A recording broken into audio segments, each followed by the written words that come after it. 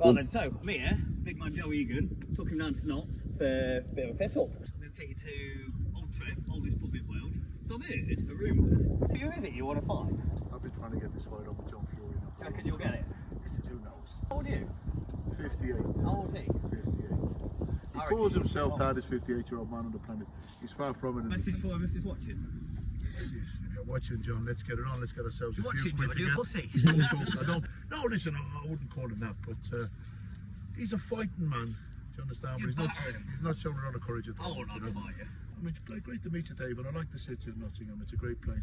Take you out, Robin Hood is alright. Listen, I grew up watching Robin Robin Hood in a bit as well. I grew up watching Robin Hood on the telly. You know, Robin Hood's right-hand man, Little John. Yeah, He's around today. You can have Little John and Big Joe. That's it. We'll get me married drunk in a bit and smash her in. I do a bit. Right, let's go to the pub. City of Nottingham, I City of Wales. So this is the Old Trip Jerusalem, which is the oldest pub in England. Haunted apparently. If you're scared of ghosts.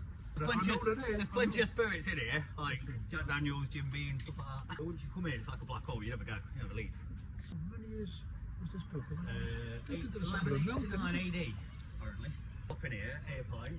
Cameraman, a little bit. Ready for some old school pub? I'm ready for a Jim Beam, I am. Mind your head in it, it's a bit small.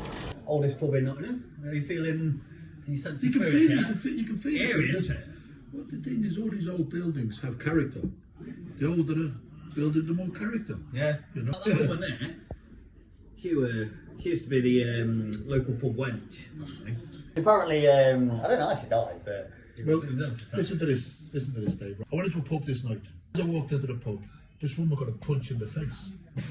Listen to me, no. She got a punch into the face. Then she got the punch into the face, a glass eye popped out. But I boxed, so my hands were fast, and I caught the glass eye in mid-flight. Quick as that, caught it. And I give her a glass eye back, put it back in. And she said to me, "Thank you very much, can I buy you a drink?" Bought me a Coca-Cola. She said, "Can I buy you a bit of dinner?"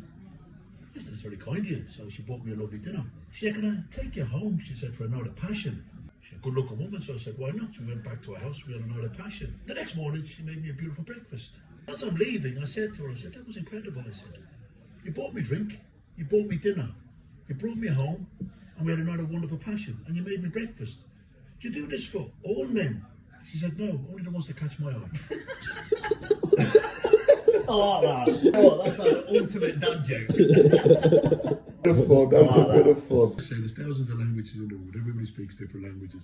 We all laugh in the same language, and if you can make people laugh, why wouldn't you want to? These social media trolls and these people that have hatred in them. Yeah, so if you're watching, bloody trolls. Why would you want to do that to a person? Why would you want to make it a bad day for people when you can make it a good day for somebody by just saying something kind, something nice? Make you feel better in yourself. Yeah, well. Surely they can't feel good about themselves putting other people down, calling other people names.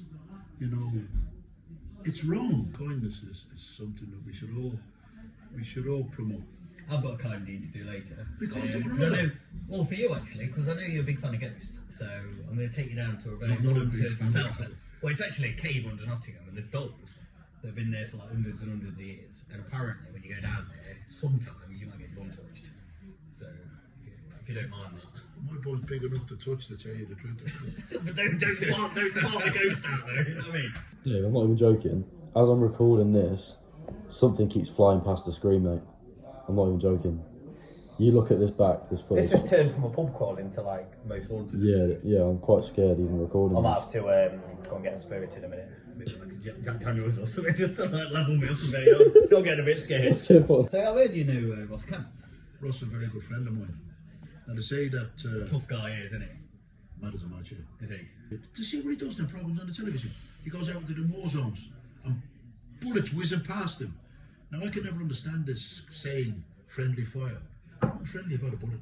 I've been shot twice, so I know there's nothing friendly about a bullet. Have you? I've been shot twice. 26th of July 1998 I was shot. What, like in the army or just... No, just shot working. Working? What were you doing? I was running a pub. I got shot on the 26th of July 1998. Do you have like a big shotgun? No, I had nothing like that. No. I'm a gunman, fighting man. Yeah.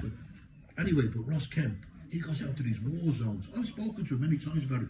He's brave. Madness. He's just a normal guy that likes to cover what's happening in these war-torn areas and I admire him so much. He's a really, really nice guy, Ross. Mental though. Theo, He's mental. crazy to do it. Absolutely crazy. What's he like personally? Is he a bit of a laugh? Oh, Is he a proper he's a like, really gentleman? absolute gentleman, and he actually goes to the front line. He goes to the front line. I've been out with him on a couple of occasions, and we done an anti-knife crime thing.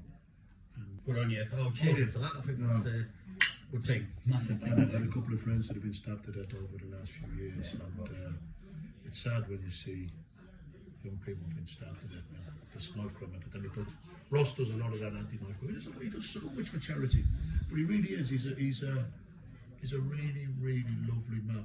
I thought that was a Christmas jingle. Christmas ringtone. That's my nose, my phone. Go on, we're going to get that food. So come on, down that point. That's all you're going to drink. You're not going to Cameraman, you can down his pint. Come on. Chop your pint. Go on, Theo. It's not spirit, it's not spirit.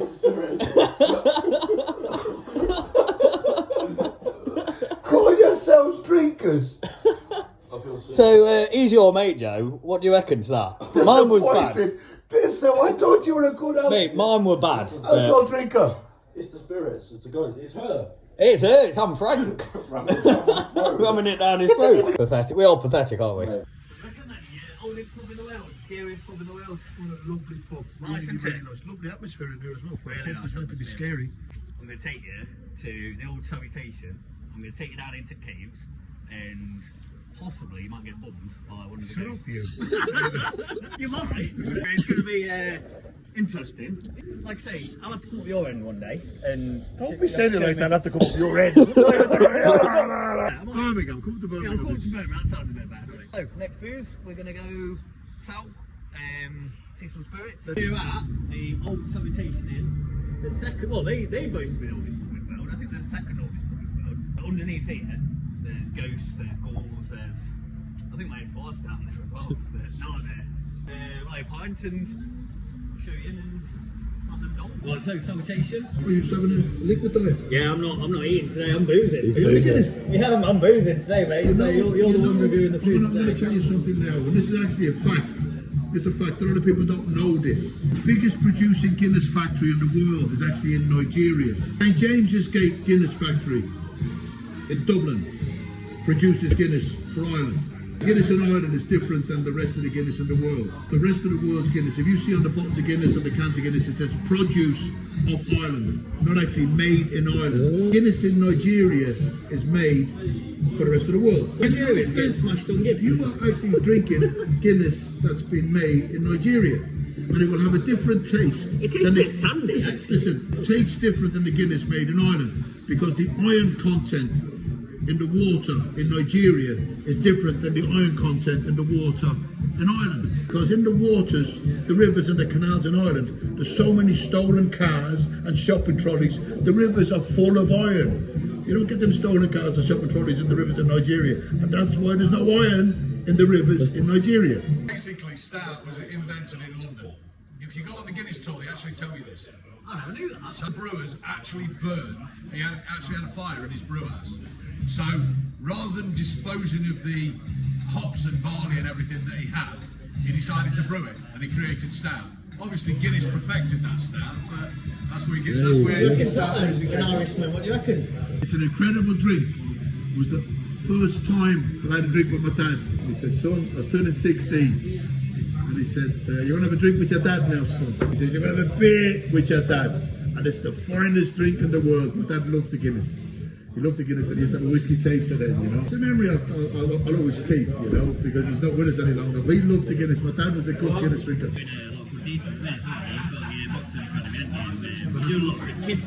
My two friends, Dave and Pete, they started the Big Job Boxing Academy 5 years ago. Pete lived on this housing estate. It's probably the most deprived housing estate in the UK. Very sad and tragic that poverty exists like this in the UK. It shouldn't. No, it shouldn't. No, it shouldn't at all. We feed 150 children a day in the boxing academy. Wren's Kitchen put a kitchen in. Tesco and Greggs send up food every day. The lottery kindly funded. There's ex-policemen supervise it and train the kids and keep them During the school holidays, we're feeding the children 3 times a day. Some of these children that wouldn't have maybe a meal a day. Do you see a lot of them like progress for boxing and get out of trouble and yeah? The last 5 years has been, the success has been phenomenal. But to see children hungry in this, in the Mate, UK. we're a first world country, like Yeah, we're not a third world country. No. But I tell you what, Joe, I will come down. I'll spend a week up there, and I'll cook. I'll do them some food. Big and, Joe Boxing Academy in Bradford and Leeds. Anybody watching, if you can Google it, I don't understand the internet, but if you can check it out, and if there's anything you can do to help, like I say, we feed 150 children a day. Very sad. A lot of them probably ain't got dads, and they've got probably a broken home, and you know what I mean. It's a society that they live in. They come, like I say, a lot of them come from broken homes, but they still shouldn't be hungry. Now we're going to go down and see some spirits. with the music as well. That's not a sound effect, guys. That's actually the music. It is actually the music.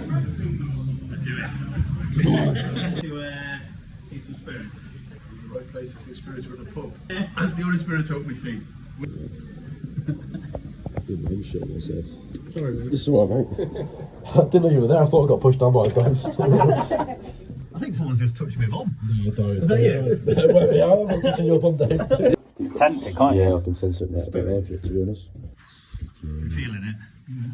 Could I just ask what they are? This is where people always leave gifts for Rosie. Rosie is one of our resident ghosts. She's a little 5 or 6 year old Victorian child. She was hit by one of the coaches when the upstairs, a lot of it was coach yard. Brought her down here because it was a bit cooler, it was quieter, but she passed away. A couple of weeks after she passed away, customers started complaining that they were getting scratched. The landlord decided probably the ghost of the little girl, so he brought a dog down here. And the scratching stopped. Joe, I will give you £100 if you will pick one of them up now. £100 to pick up a teddy. I probably wouldn't. No, apparently if you pick them up, they don't like it, do they? No, she can get a bit sort of like We'll leave them be. We're going to talk about £100. How are you feeling? So far, so good. No one's touched your bum yet. No, not yet. Listen, I'm going to find whoever's touching my bum can use a finger. Alright, I've got my asbestos underpants on. Yeah. Have a look down there, it goes down 26 metres. Oh my god. That's the well. It's still fresh, palatable water. Is John Fury You hiding could down there? literally still drink I could John Fury hiding down there. Holding on to anything. Let's see if he's down there. Are you down there, John? It's that stone just there that's completely, as you can see, there's no other stones like it. That is actually a throne. But if you've ever wanted to sit on a throne, now's your chance. How does it feel? I feel like royalty. Yeah. Off in the head. A king sat. Hey. Yeah, how does it feel? Let's see your best off in the head, Joe. Where's Dave? Where's your Dave? He was here a minute ago. Was here a minute ago? Where's he gone? Anyway, No, none of this hiding messing about. no, Dave? I don't do this. No, I don't do it either, mate, to be honest. He's going to jump out on us now. No, Dave! Dave, stop. Come on, the balance on me isn't great anymore. Don't be jumping out with Dave. these ninja tricks, Dave. Now, come on. He's just beating out my chest. He's going to jump out. He is, isn't he? What are you doing in there, you What the fuck's he doing? Stop back in the goat, Dave. What's he doing? Oh. Hey, what? Where? Hey, the dog I one thought as you were well. going to do some sort of ninja trick and jump out on us. I'm going to keep... What do you reckon? Tour of Nottingham? Enjoyed yourself? It's been great, yeah. I've had a lovely day there. Thank you very much. Dale, thank you as well. I hope that scared you too much. No. I really thought you were going to jump out on us. No, I wouldn't dare. I'm trying to keep my Don't balance. dare. I'm trying to keep my balance as I'm walking along. You know? I'm more confused why he was bent over down there. Well, I think I was ready to get bombed by something. Shut up, you.